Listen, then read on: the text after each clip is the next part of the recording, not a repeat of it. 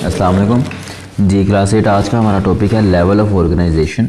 Basically level of organisation का मतलब होता है कि किस तरह से आपके एटम्स, आपके जो है मॉलिक्यूल्स आपस में अरेंज होके ऑर्गेनाइज होके फिर मुकम्मल एक सेल बनाते हैं। सेल से आपके टिश्यूज़ बनते हैं, टिश्यू से आपका जो है वो ऑर्गन बनता है, ऑर्गन से ऑर्गन सिस्टम, और ऑर्गन सिस्टम से फिर इंडिविजुअल एक पूरा इंसान या कोई भी जानदार बनता है।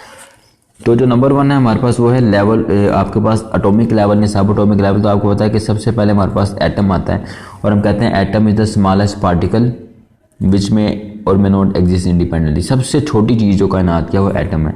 अभी बात यहाँ पे ख़त्म नहीं हो जाती, बात आगे तक जाती है। वो ये है कि एटम जो है ना, एटम के अंदर भी सब एटॉमिक पार्टिकल्स हैं जो मिलके एटम बना रहे होते हैं, जिसमें इलेक्ट्रॉन, प्रोटॉन और न्यूट्रॉन आ जाता है। तो सब एटॉमिक पार्टिकल्स में इलेक्ट्रॉन आते हैं जिन पे नेगेटिव चार्ज है, प्रोटॉन पे पॉजिटिव चार्ज है, न्यूट्रॉन पे कोई चार्ज नहीं है।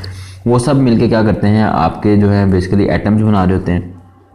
और फिर एटम्स से ओवरऑल हमारे पास एलिमेंट्स बनते हैं। एलिमेंट्स जो हैं वो हमारी बॉडी का मेन जो बेसिकली पार्ट आप कह लो कि जो हमारी बॉडी बना रहे हैं। तो हमारी जो ओवरऑल 92 एलिमेंट्स हैं जो कि नेचुरली आपको इन्वायरमेंट में, आपकी जो नेचर में मिलते हैं, जिनमें से जो 16 है वो हमारी बॉडी के पार्ट्स बना रहे होते हैं, हमारी बॉडी बनाने में वो पार्टिसिपेट करते हैं, जिन्हें हम कहते हैं ये बायो एलिमेंट्स हैं।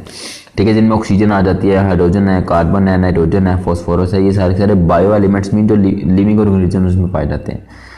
एटॉमिक लेवल के बाद आता है मॉलिक्यूलर लेवल के। जब डिफरेंट एटम्स आपस में कंबाइन होते हैं तो वो मिलकर एक मॉलिक्यूल बना देते हैं। ठीक है, और मॉलिक्यूल्स में कोवलेंट बॉन्ड भी हो सकता है, यानी कि इलेक्ट्रॉन की शेयरिंग से जो बॉन्ड बनता है। यहाँ आपका आयोनिक बॉन्ड हो सकता है जो इलेक्ट्रॉन के ट्रांसफर से बन रहा होता है। फिर डिफरेंट टाइप्स के इन जो मॉलिक्यूल्स लिविंग ऑर्गेनिज्म में पाए जाते हैं, उन मॉलिक्यूल्स को, जिसने हमने बायो एलिमेंट्स कहा था, इनको बायो मॉलिक्यूल कहते हैं।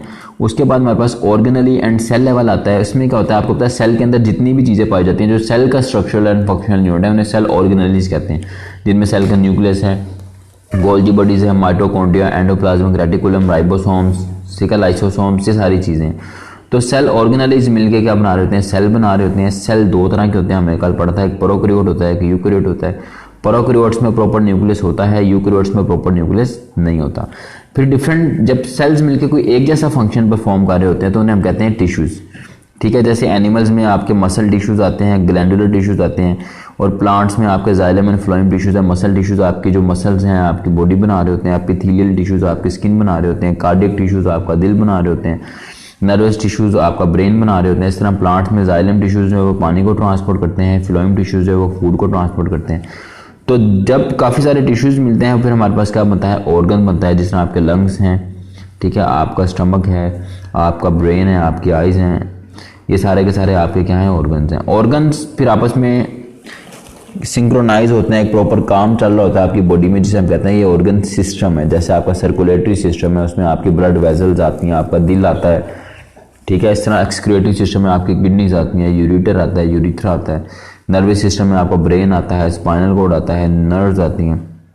तो ये सारे के सारे क्या है आपके पास ऑर्गन सिस्टम।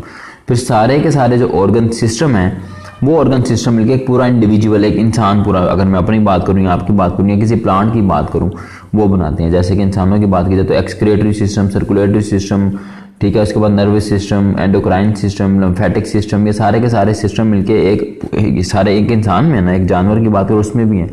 तो सारे के सारे सिस्टम्स कंबाइन होकर क्या बना रहे होते हैं, एक पूरा का पूरा इंडिविजुअल बना रहे होते हैं। तो ये आपका लॉन्ग क्वेश्चन है, इसको अच्छी तरह से देख लेना।